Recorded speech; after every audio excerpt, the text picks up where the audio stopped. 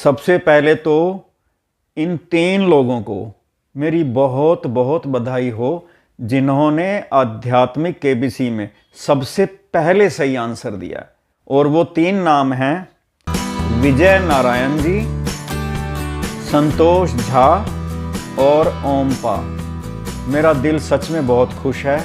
अगर आपने परमात्मा के एहसास के बाद अगर ये सही जवाब दिया है तो सच में बहुत बड़ी बात है, बहुत बड़ी बात है। ये लगता है ऐसा कि परमात्मा जवाब दे दिया।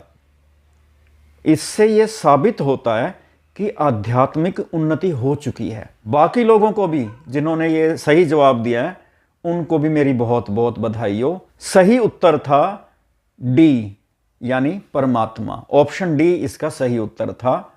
मैं अभी एक्सप्लेन करूंगा कि ये डी ऑप्शन ही क्यों सही है। मैं 1-2 स्पेशल नाम लेना चाहता हूं जिन्होंने आंसर तो सही दिया है लेकिन एक्सप्लेन भी किया है कि ये आंसर सही क्यों है। खासकर मैं नाम लेना चाहूंगा अनिल शिंदे जी का। सच में आपने बहुत बढ़िया आंसर दिया है। आपने सही आंसर भी दिया है और एक्सप्लेन भी किया है। लेकिन मैं एक चीज आपसे यह कहना चाहता हूं कि सृष्टि में ना जड़ कुछ होता ही नहीं है। जड़ भौतिक पदार्थ एक्चुअली ये चेतन सत्ता का प्रकटाव ही है। जड़ एक किस्म से भ्रम कह सकते हो। जड़ कह लो, शरीर कह लो, पदार्थ कह लो, संसार कह लो, कुछ भी कह लो। जो भी चीज हमें भौतिक दृश्यमान है, जो महसूस हो रहा है, बस ये वास्तविकता नहीं है। तो आपने जड़ प्रकृति लिखा है तो इससे भी थोड़ा आगे बढ़ सकते हैं। जड़ प्रकृति असल में कुछ होती ही नहीं, परमात्मा का ही प्रकट रूप है। आपको भी बहुत बहुत बहुत बधाई हो। एक और मैं नाम लेना चाहूंगा कुलदीप कुमार अंबाला से। इन्होंने भी एक्सप्लेन किया है, बहुत अच्छा एक्सप्लेन किया है। इन्होंने भी लगता है कि समझ आ गई, पर मुझे यह समझ नहीं आया इन्होंने सी ऑप्शन क्यों दिया। क्योंकि इन्होंने या तो एक तरफ तो ये स्वयं कह रहे हैं कि जड़ चेतन एक है, शरीर आत्मा ने ही शरीर रूप लिया हुआ है। सारी बातें सही कही हैं। आपने कहा है कि सूक्ष्म शरीर एक भाव मात्र है, जीव एक भाव मात्र है। बिल्कुल सही, कमाल कर दिया आपने भी, बिल्कुल सही जवाब दिया। पर आपने शरीर को पता नहीं क्यों सत्य मान लिया। शरीर के अंदर आत्मा क्यों कहा? क्योंकि जब एक ही चीज है तो अंदर बाहर का सवाल ही नहीं पैदा होता। इसका सही उत्तर अगर आप परमात्मा डी देते तो ज्यादा बेहतर होता। अब हम जरा ना बाकी ऑप्शन पे भी थोड़ा चिंतन करते हैं कि बाकी ऑप्शन गलत क्यों है। सबसे पहला ऑप्शन था ए, जीव। ये जीव गलत क्यों है? देखो, जीव हो या सूक्ष्म शरीर हो, ये स्वतंत्र रूप से अपने आप कुछ होते ही नहीं है। मतलब जीव कोई अलग चीज का नाम नहीं है कि ये जीव और ये परमात्मा। अगर इसको ठीक से समझें तो हम एक काम करो, आप ना भूल जाओ बाहर की चीज, सृष्टि की बाहर की थोड़ी देर के लिए सब भूल जाओ, यहां पे केंद्रित करो। और यहां पर भी ना आत्मा से शुरू करो सब कुछ। मतलब इस शरीर को भी हटा दो। यूं समझ लो कि यहां पे पूरी एक आत्मा है और जो यहां आत्मा है ना वही सृष्टि के कण कण में है। वैसे तो सृष्टि भी छोड़ो, वास्तविकता सृष्टि भी नहीं है। तो यहां पे शरीर भी हटा दो, बस यहां पे आत्मा है। और आत्मा से ही सब कुछ उत्पन्न हो रहा है। उत्पन्न हो रहा है, हो चुका है नहीं। मतलब ऐसा नहीं है कि आत्मा ने कोई चीज बना के छोड़ दी और वो स्वतंत्र रूप से अलग हो गई। जिस तरह से फूल, ऐसा नहीं होता कि खुशबू को बना के छोड़ दिया, एक खुशबू घूम रही है अलग से और एक फूल है। फूल और खुशबू एक साथ है और हर पल उत्पन्न हो रही है। इसी तरह आत्मा से बहुत सारी चीजें उत्पन्न हो रही हैं। इन प्रकट होती हुई चीजों के समूह को हम सूक्ष्म शरीर या जीव कहते हैं। जैसे आत्मा से शुरू करते हैं, यानी सबसे पहले आत्मा है, बाकी चीजें बाद में हैं। पहले आत्मा है, आत्मा से ही सब कुछ प्रकट हो रहा है। तो अगर हम सिर्फ मैं भाव लेते हैं, मतलब स्वयं के होने का एहसास, यह भी आत्मा से प्रकट हो रहा है, आत्मा से उत्पन्न हो रहा है। तो ये खाली मैं भाव, मन, बुद्धि, चित्त, ये भी उत्पन्न हो रही हैं। इसके समूह को हम सूक्ष्म शरीर कहते हैं। समूह को कहते हैं उत्पन्न होती हुई चीजों के। और अगर इसमें स्थूल शरीर भी जोड़ दें इंद्रियां वगैरह, स्थूल शरीर, ये भी प्रकट हो रहा है बस, फिर हम इसको जीव कहते हैं। यानी कि ना तो जीव अपने आप में अलग से कोई चीज है, ना ही सूक्ष्म शरीर अपने आप में कोई अलग चीज है। सब कुछ आत्मा से प्रकट होती हुई चीजें हैं, बन के कोई भी चीज अलग नहीं है। यानी रचना और रचनहार सब जगह पे एक ही है। पूरा संसार में सब कुछ वैसा ही है जैसे यहां पे है। इसीलिए मैं बार बार यहां पे केंद्रित करने को कहता हूं। मैं तो सृष्टि की बात ही नहीं करना चाहता। सृष्टि अपने आप में मिथ्या है, भ्रम है, शरीर है, ये सारी चीजें मिथ्या का ही नाम है। मिथ्या, शरीर, भ्रम, प्रकटाव, ये सब एक ही चीजों के नाम हैं। परम सत्य एक ही है, परमात्मा। और इसको परमात्मा भी कह लो या आत्मा कह लो, एक ही चीज है। तो इसलिए सूक्ष्म शरीर आंसर भी गलत है। अच्छा, इसका क्या सबूत है कि ये उत्पन्न हो रही हैं, हर पल उत्पन्न हो रही हैं, बन चुकी नहीं है? इसका सबूत भी है कोई? बिल्कुल है सबूत। आप थोड़ा सा अपने ऊपर अध्ययन करो। जैसे मैं हूं, मैं बच्चा जब था तो मुझे खिलौने अच्छे लगते थे। वही मैं हूं, वही उत्पन्न हो रहा हूं। थोड़े दिनों जब उम्र हो जाती है तो मुझे क्यों नहीं खिलौने अच्छे लगते। अब इस उम्र में मेरे पास कोई झुंझुना लेके आ जाए, ले ले बेटा, ले ले ले ले ले झुंझुना, मुझे उससे खुशी मिलेगी? मैं तो वही हूं। तो अगर आप ध्यान दोगे ना, ये जो मेरा मन है, जिसको मैं अपना मन कहता हूं, वो भी मेरा है नहीं वैसे। मुझे झुंझुना अच्छा लगता था पहले, ये भाव भी बचपन में जब छोटा था तो इस आत्मा से उत्पन्न हो रहा था और मैं को ये झुंझुना अच्छा लगता था। बाद में वही झुंझुना मुझे अच्छा नहीं लगता। क्या बदल गया? मैं भाव स्वयं के होने का एहसास तो वही है। मेरी यादें, जवानी में याददाश्त तेज होती है, सब कुछ याद रहता है, बाद में याद रहना बंद हो जाता है। तो अगर आप ये सोचते हो कि मैं याद करता हूं, मैं तो खुद कुछ अपने आप में नहीं है, मैं की अपनी कोई शक्ति नहीं है, मैं कैसे याद करेगा? ये आत्मा याद दिलाती है किसको? मैं भाव को। आत्मा सारे एहसास कराती है, गर्मी, सर्दी, भूख, सब चीजें, खुशबू, बदबू, स्थूल का एहसास होना, संसार का एहसास होना, सब कुछ इस आत्मा एहसास कराती है। किसको कराती है? मैं भाव को। मैं भाव कौन? वो खुद उत्पन्न हो रहा है। यानी सब कुछ आत्मा से उत्पन्न हो रहा है, कोई भी चीज अपने आप में नहीं है। एक सुखविंदर जी हैं, उन्होंने अपना आंसर दिया है एनर्जी या परमात्मा। मुझे तो हैरानी होती है कि इंसान ऐसी बात बोल भी कैसे सकता है। यानी एनर्जी और परमात्मा एक ही बात है। परमात्मा एनर्जी को भी जन्म देता है, ऊर्जा का भी जन्मदाता है परमात्मा। एनर्जी में इमोशंस नहीं है।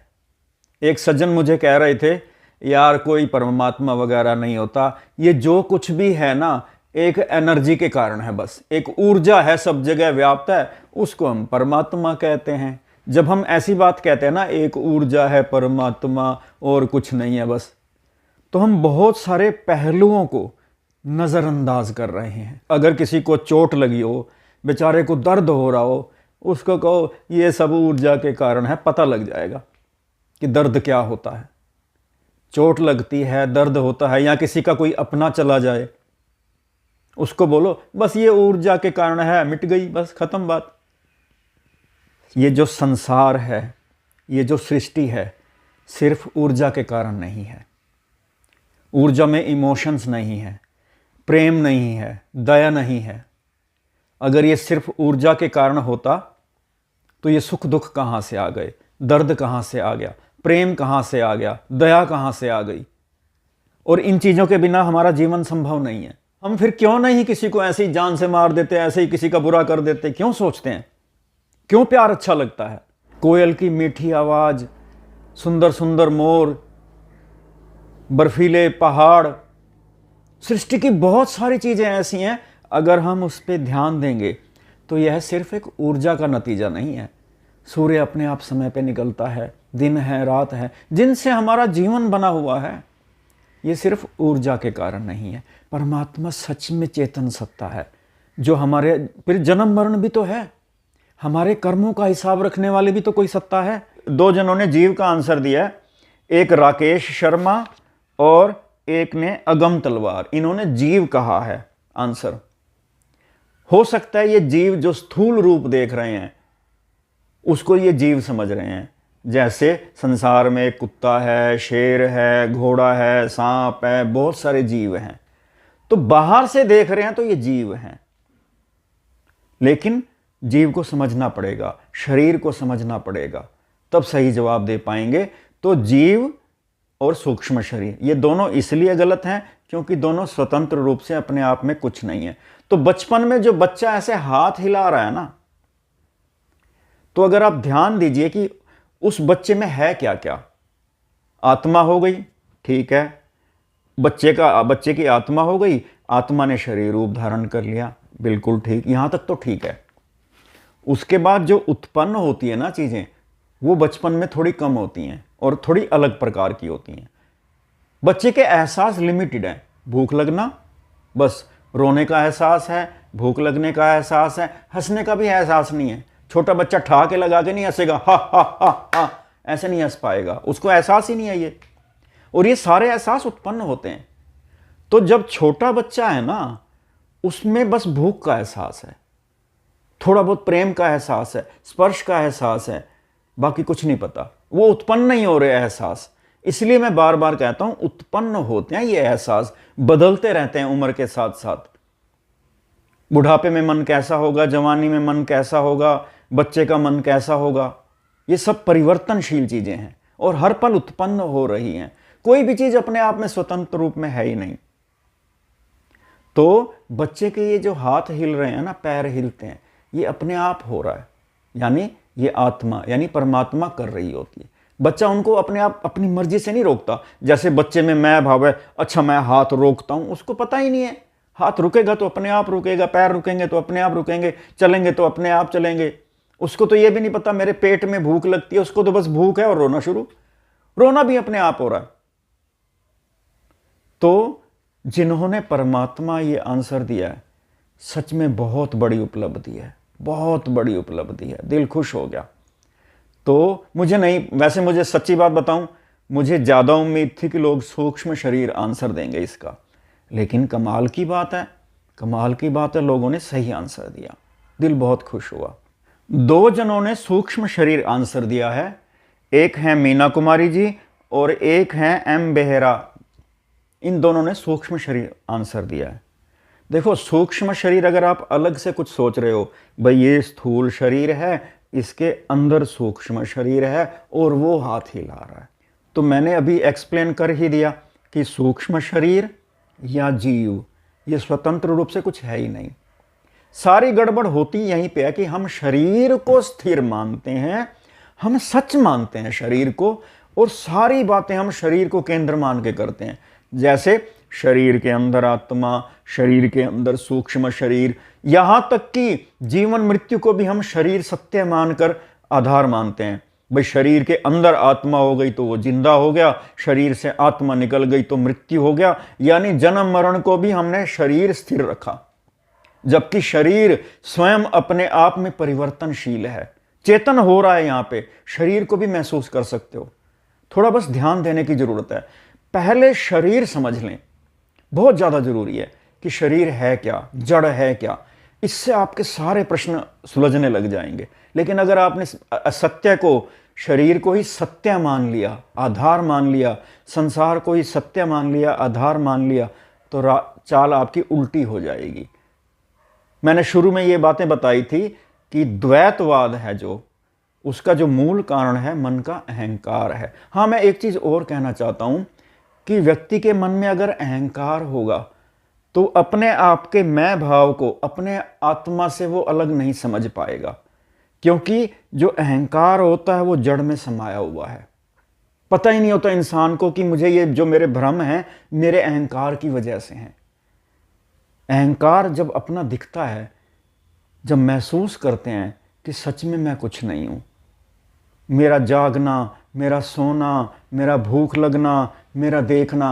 अहंकारी आदमी कहेगा मैं देख रहा हूँ, उसको लगता है कि मैं देख रहा हूँ, उसको जबकि दिखाई दे रहा होता है। दोनों बातों में बहुत फर्क है। एक कहता है कि मैं देखता हूँ, यानी अहंकार है, मैं देखता हूँ, और एक कहता है मुझे प्रभु दिखा रहा है। बाहर कुछ है या नहीं है वो नहीं पता। देखना एक एहसास है, ये बहुत गहरी बातें हैं। देखना ये नहीं होता कि जो है हम उसको देख रहे हैं। देखना एक एहसास है, चाहे कुछ ना भी हो। ये परमात्मा जैसा दिखाता है वैसा दिखता है, चाहे कुछ बाहर ना हो। इसलिए तो मैं बार बार कहता हूं, जो कुत्ता होता है ना, उसको एक ही कलर में संसार दिखाई देता है, उसको लगभग ब्लू कलर में सारा संसार दिखाई देता है उसके, क्योंकि उसकी आंखों में जो भी है, अगर हम वैज्ञानिक दृष्टि से भी देखें, शरीर को सत्य मान के देखें, तो उसकी आंखों में ऐसी चीज है कि वो एक ही कलर को सेंस कर पाती हैं, यानी उसके लिए संसार एक ही कलर में है। तो देखना सत्य नहीं होता, दिखाई देना भी एक एहसास है, सुनना भी एक एहसास है। मेरी एक बार फिर से बहुत बहुत मुबारक जिन्होंने डी ऑप्शन दिया, परमात्मा दिया, और अंत में स्क्रीन पे आपका नाम आ जाएगा जिन्होंने डी ऑप्शन दिया है, और इन लोगों को भी मेरी बहुत बहुत मुबारक हो। मकसद मेरा यही है कि किसी तरह से ना हम इस परमात्मा को महसूस करें, आत्मा को महसूस करें। मेरी बातें ना, कोशिश यही है प्रैक्टिकल हूँ, लॉजिकल हूँ और अभी की हूँ। मैं वो बात नहीं करना चाहता कि मरने के बाद ये रहा परमात्मा, मैं बाद में क्यों कल्पना करूं। मैंने तो अभी महसूस कर लिया, रोम रोम में, कण कण में महसूस कर लिया। मैं कुछ हूं ही नहीं, शुक्र है परमात्मा की मैं कुछ नहीं हूं। मन हल्का हो जाता है, पता है ना मुझे मैं कुछ नहीं हूं, अब मजे से जियो। अरे मैं कुछ हूं ही नहीं, किस बात की अकड़, किस बात की अकड़। अरे जो ये महसूस कराता है मजे से जियो। सब कुछ परमात्मा का है, तन मन धन सब तेरा। मन हल्का हो जाता है इसके एहसास के बाद। जीवन मृत्यु मेरे लिए अब इसका जो ये मुझे महसूस करा रहा है वही मेरा जीना है। मेरा जीना ये नहीं है कि मेरी आत्मा शरीर के अंदर इसलिए मैं जिंदा हूं। मैं जिंदा हूं इसकी कृपा से। मुझे जिंदा होने का एहसास इस आत्मा की कृपा से है। आत्मा की कृपा से मुझे लग रहा है कि मैं कुछ हूं, अदरवाइज तो मैं कुछ हूं ही नहीं। अरे जब सब कुछ परमात्मा महसूस करा रहा है, ये मुझे बेहोश कर दे, मुझे कोमा में डाल दे, मुझे पता ही नहीं लगेगा कि मैं हूं कि नहीं हूं। जैसे गहरी नींद में होता है, मुझे कहां पता होता मैं हूं कि नहीं हूं। ये स्वयं के होने का एहसास गायब है। मैं एक होने का एहसास हूं बस, और वो भी इस आत्मा से उत्पन्न हो रहा हूं। खैर, अब आपको क्या कहूं, आपने तो बहुत सही जवाब दिया। लगभग सभी लोगों ने सही जवाब दिया, सिर्फ कुछ लोगों को छोड़ के। बाकी जिन लोगों ने सही जवाब दिया है वो अपना नाम स्क्रीन पर देख सकते हैं। उनको भी बहुत बहुत बधाई हो।